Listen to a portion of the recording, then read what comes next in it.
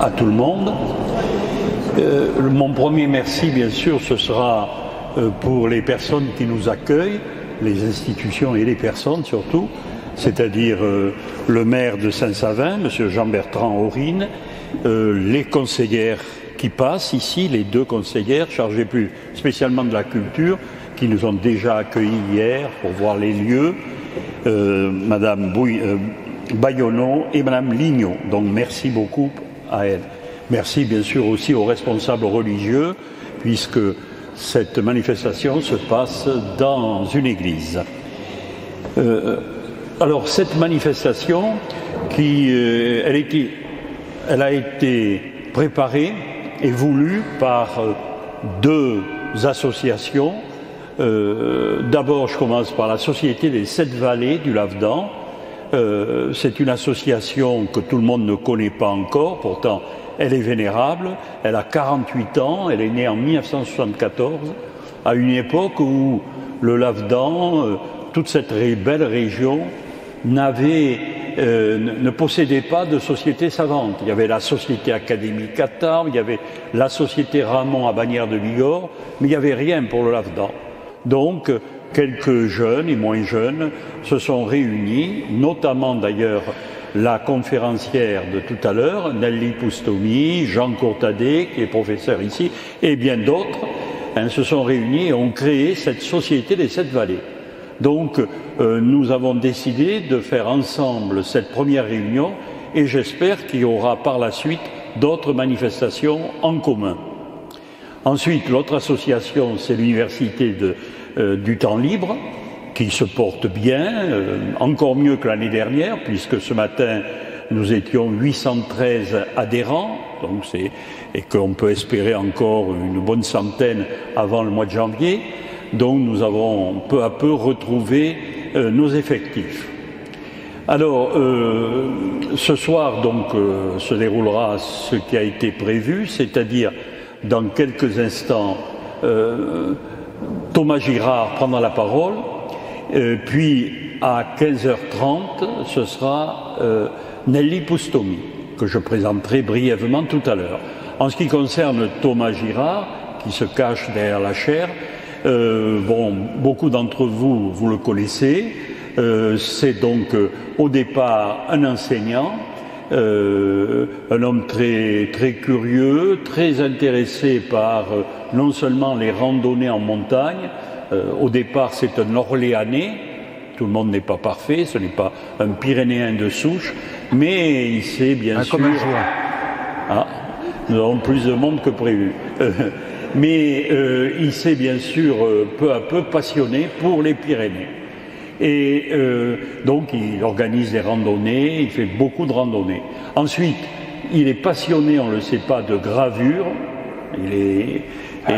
Et donc, en même temps, il a décidé de rédiger un ouvrage qui s'appelle donc Randonnée romane dans les Pyrénées, qui était en vente jusqu'à ce qu'il soit épuisé il y a un instant, et qui servira, si vous voulez, de fil conducteur à un atelier de l'UTL. C'est-à-dire que cette année, 140 adhérents se sont inscrits. Ils ne pourront pas, bien entendu, ils pourront pas suivre en même temps, mais Thomas Girard a prévu toute une organisation pour que tout le monde puisse profiter de ces randonnées. Donc régulièrement, Thomas Girard nous fera découvrir des sites romans. Et pourquoi nous promouvons cet ouvrage, puisque cet ouvrage est lancé aujourd'hui? D'abord parce que c'est un ouvrage de qualité qui a eu hier le prix du livre pyrénéen au salon de Bagnères, donc la presse en a parlé. Donc un ouvrage de qualité et puis un ouvrage qui correspond parfaitement à l'esprit de notre UTL. Vous savez, c'est Jean Hayet qui a voulu cela, la tête et les jambes. C'est-à-dire que cet ouvrage fait marcher, ce sont des randonnées, mais en même temps, il instruit sur l'art roman. Donc c'est tout à fait nos principes. Voilà, je lui laisse la parole il va présenter brièvement son approche, pourquoi il a fait ce livre, et ensuite, à 3h30, donc, nous donnerons la parole à Nelly Poustomi pour une conférence sur l'art roman dans les Pyrénées centrales. Thomas, tu as la parole. Merci Jean-François. Donc voilà, la présentation est faite. Je suis Thomas Girard, je suis adhérent de l'UTL depuis 4 ans maintenant, c'est-à-dire un jeune adhérent de l'UTL par rapport à beaucoup d'entre vous. Mais voilà, j'y ai trouvé effectivement l'association qui me fallait pour la tête et les jambes. C'est exactement ça, et j'en suis très heureux. Alors, je suis un tout jeune auteur, donc voilà, ça veut dire ce que ça veut dire.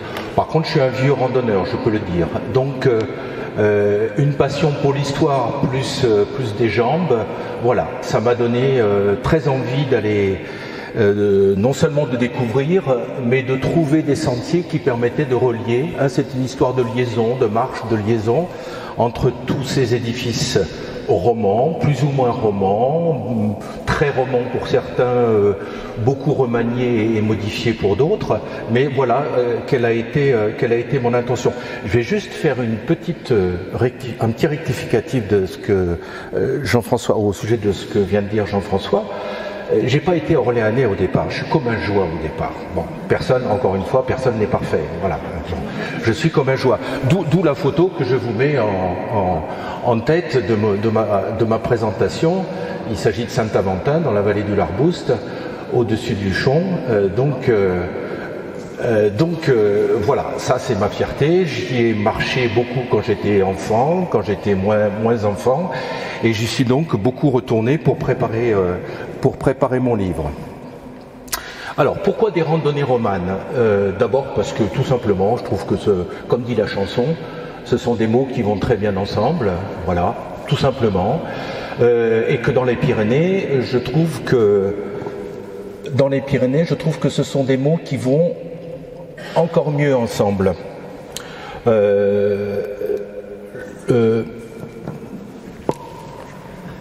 Autre raison importante pour moi, c'est que arriver sur les édifices à pied et arriver en voiture, c'est pas la même chose.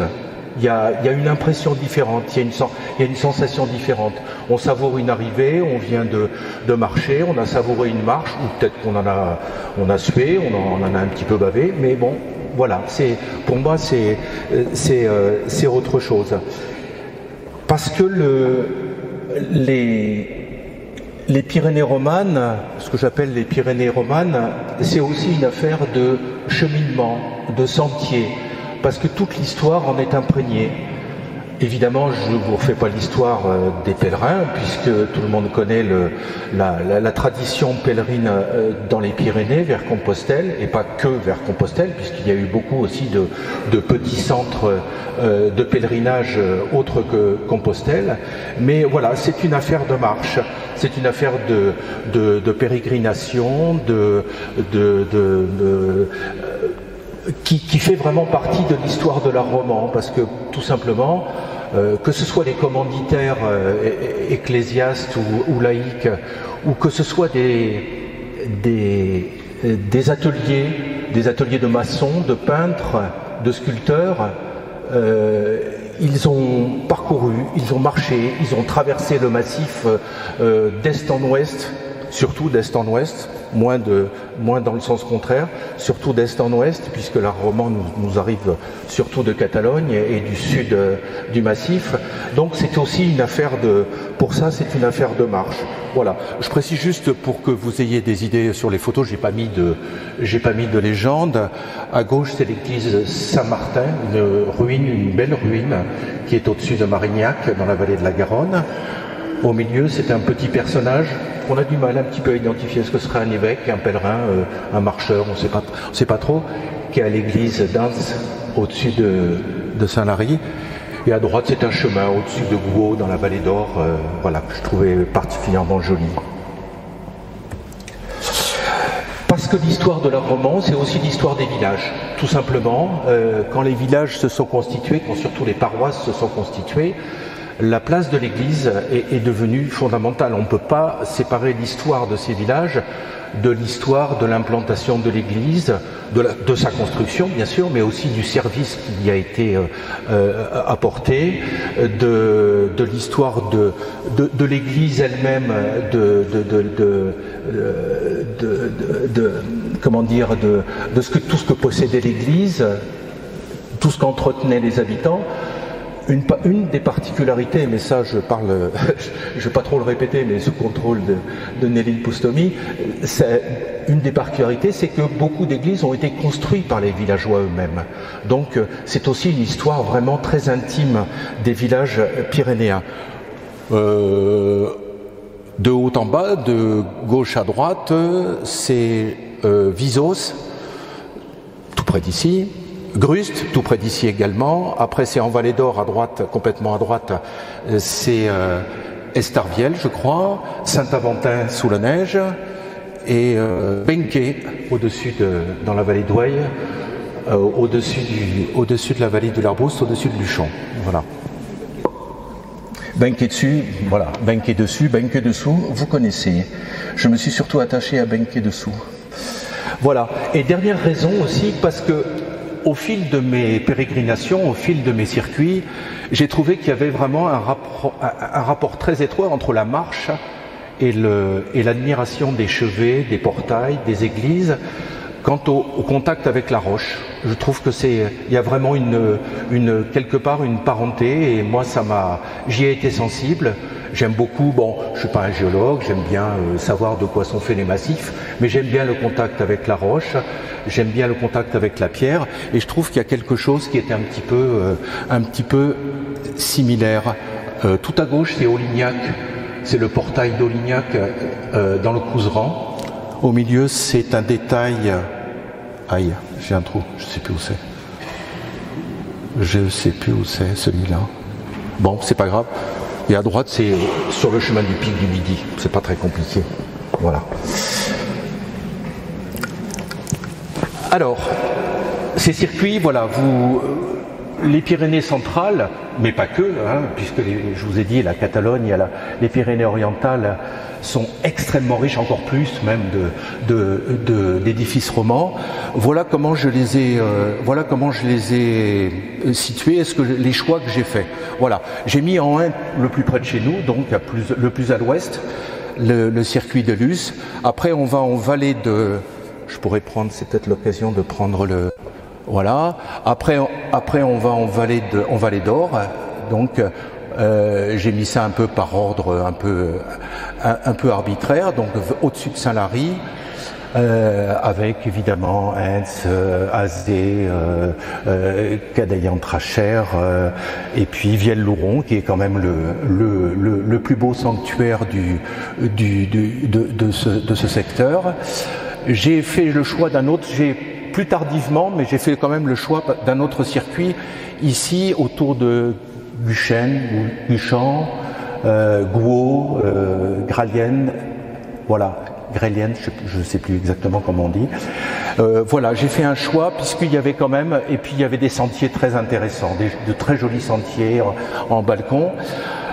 Celui d'Arreau est très court. Celui d'Arreau, c'est un tout petit circuit, hein, juste autour d'Arreau, qui va jusqu'à Gézeaux, puisqu'il faut aller à Gézeaux. Gézeaux fait partie du patrimoine mondial au titre des chemins de Compostelle, donc je me devais de passer par Gézeaux au-dessus d'Arreau, avec évidemment Saint-Exupère au centre d'Arreau, et Paillac, et voilà, c'est un petit circuit qui peut se faire très facilement en une demi-journée.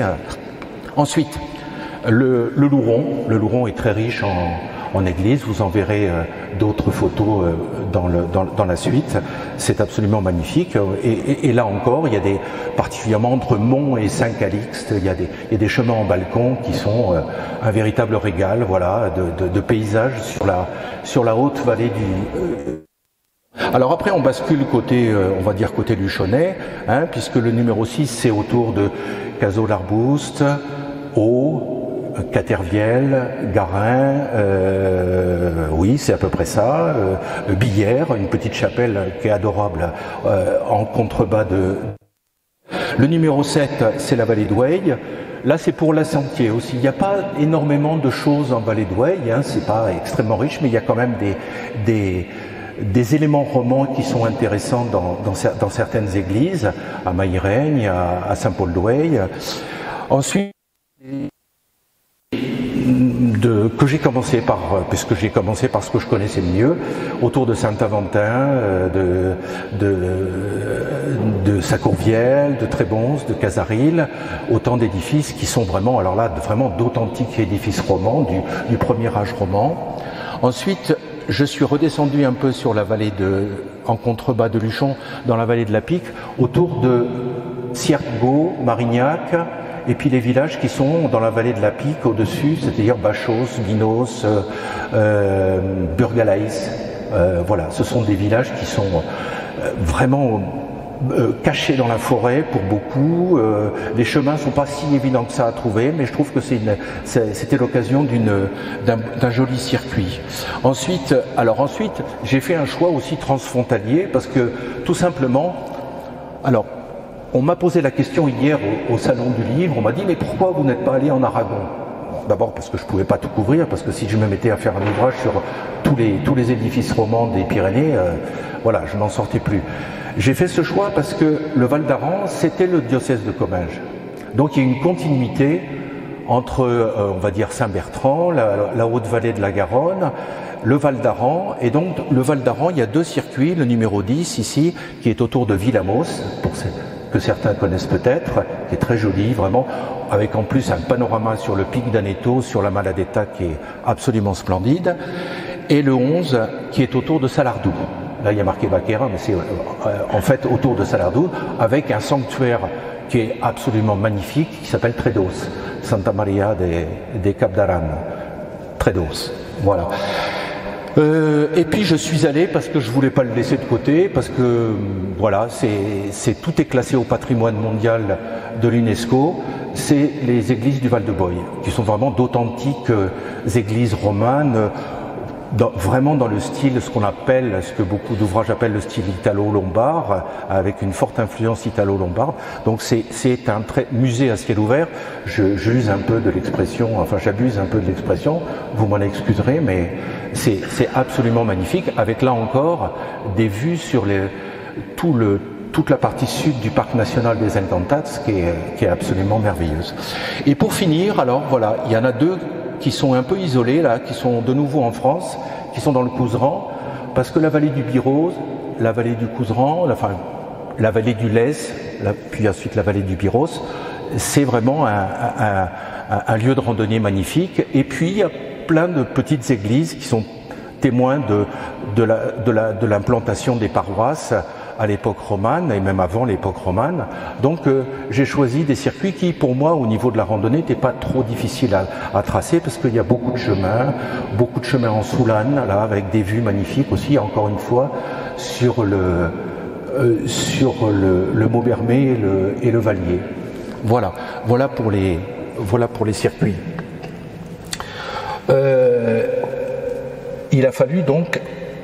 Il a fallu faire un choix, et voilà quel est mon choix. À gauche, de nouveau, Saint-Aventin. Vous avez vu que mon attachement à Saint-Aventin n'est plus à démontrer. Au milieu, c'est Ougna, c'est à côté de Salardou. C'est juste un peu au-dessus de Salardou. Et à droite, c'est un détail de l'église de Balassé, une très jolie petite église de Balassé qui se trouve dans le Couserans, dans la vallée du Biros. Voilà, avec des pierres violettes comme ça, un peu mauve, violettes, qui rendent l'édifice très, très attrayant, très beau. Et puis il a fallu faire d'autres choix, c'est-à-dire ce que je n'ai pas... je les signale dans l'ouvrage, mais je n'ai pas choisi d'y mettre des circuits de randonnée. Il y en avait déjà assez. Et alors donc à gauche, vous reconnaissez certainement Saint-Just et Saint-Pasteur de Valcabrère. Au milieu, c'est ici même, c'est un chapiteau de l'abbatiale ici même, et à droite, c'est en face là-bas, Saint-Orens, qui est une visite magnifique, qui est une randonnée. Alors là, il n'y a pas de circuit, mais en fait, Saint-Orens, c'est une magnifique randonnée à soi tout seul, avec des ruines, alors qui sont pas trop stabilisées, il faut faire attention, hein, mais voilà. Et ça, moi, je ne vais pas vous en parler, parce que Nelly Poustoni connaît ça à peu près 10 000 fois mieux que moi. Voilà. Mais j'y ai fait vraiment une une très belle, un très beau circuit. Alors ensuite, alors ça c'est pour vous signaler un problème. Les églises sont fermées souvent. Beaucoup sont, enfin la plupart, la majorité, surtout hors saison. L'été c'est pas pareil, il peut y avoir quand même pas mal d'ouvertures. Mais en général, si vous randonnez entre le mois d'octobre et le mois d'avril, vous allez trouver portes fermées. Des magnifiques portes, hein. Vraiment ce sont d'authentiques ferrures médiévales, avec d'authentiques serrures, bien en place, c'est magnifique, mais on ne peut pas rentrer.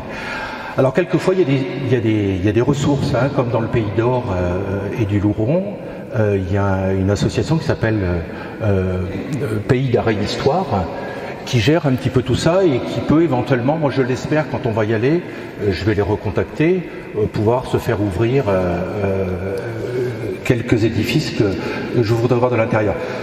Ceci dit, alors peut-être que je vais peut-être choquer Nelly en disant ça, mais l'essentiel est à l'extérieur pour moi. C'est-à-dire que je ne me suis pas trop attaché. On a très peu de peintures, de fresques réellement romanes dans tous ces édifices. Il y en a à Saint-Calixte, justement, je vous parlais de la vallée du Louron, il y en a à Saint-Calixte, il y en a à Saint-Plancard, mais là c'est tout à fait au nord du Comminges, au-dessus de Montrégeau, là je fais l'impasse, mais il y a très peu. L'essentiel, les églises de la vallée d'Or en particulier sont des églises peintes, mais ce sont des trésors, de véritables trésors, mais des trésors du 14e, 15e, 16e.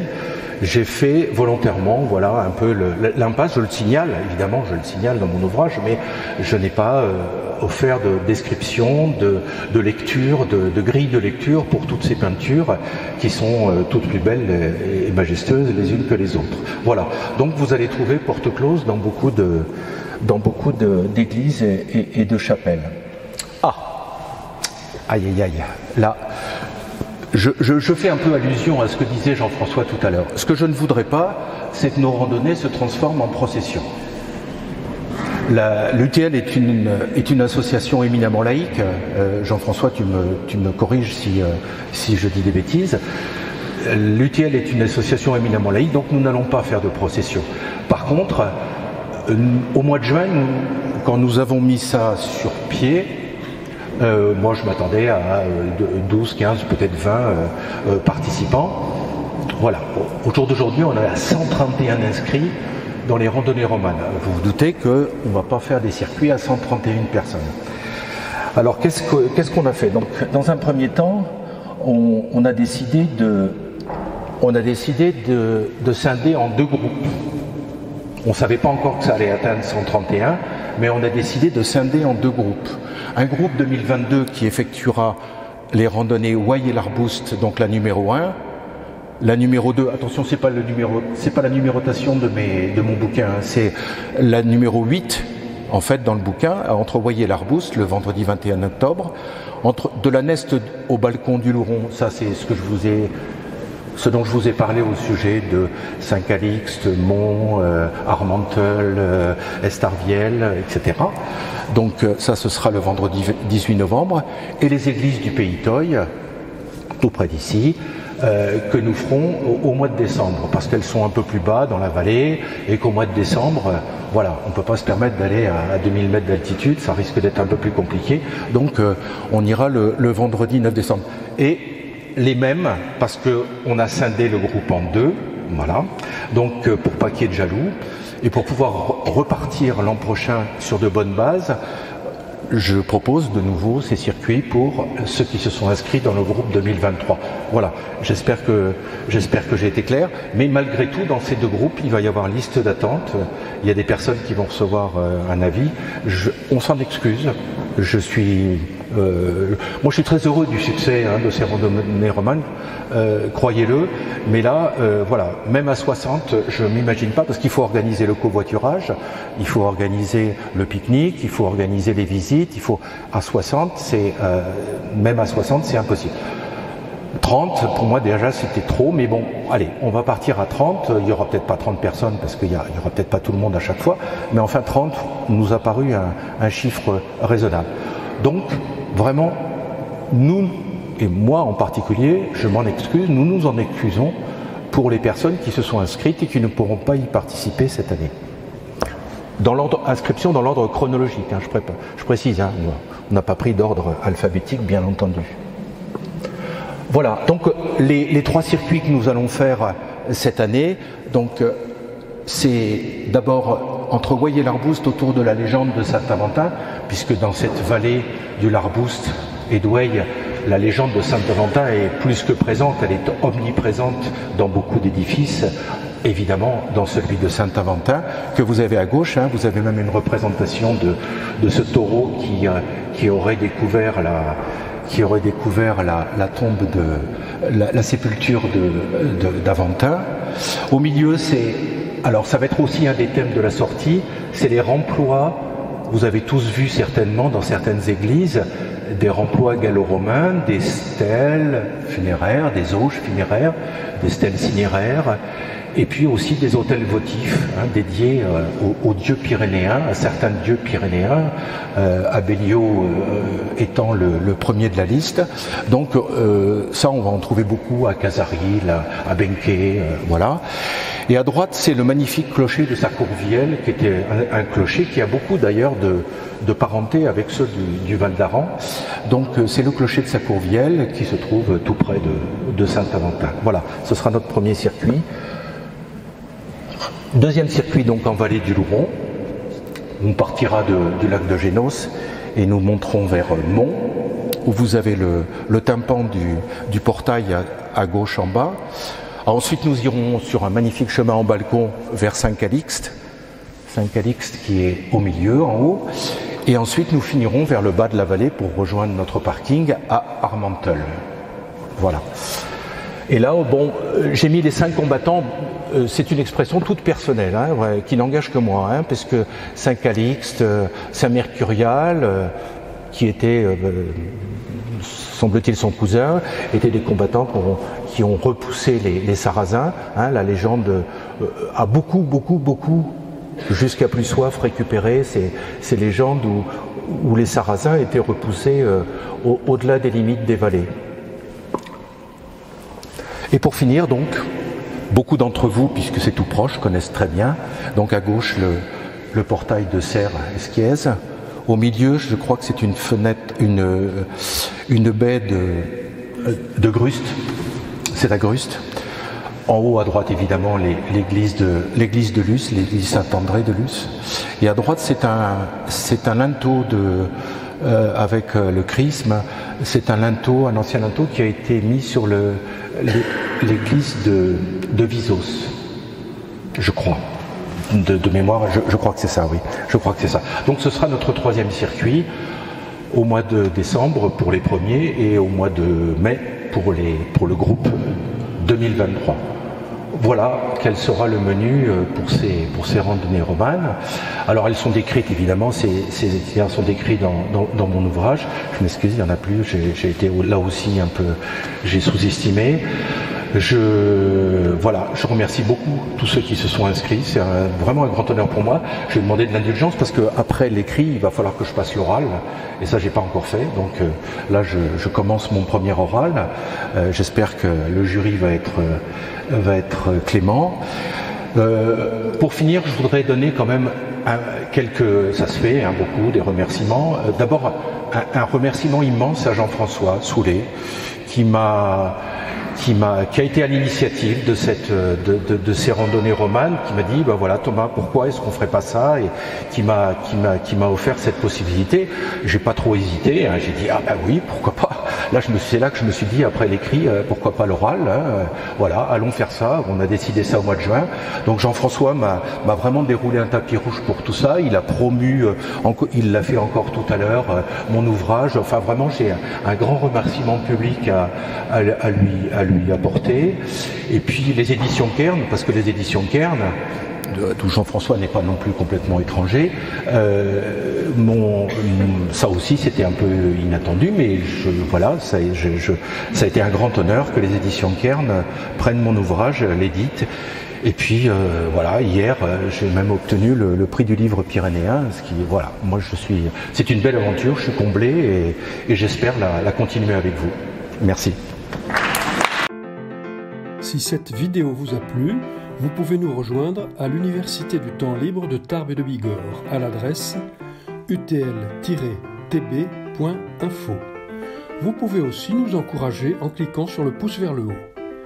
Les commentaires de soutien sont également les bienvenus. Et n'oubliez pas, si ce n'est déjà fait, de vous abonner. Merci et à bientôt.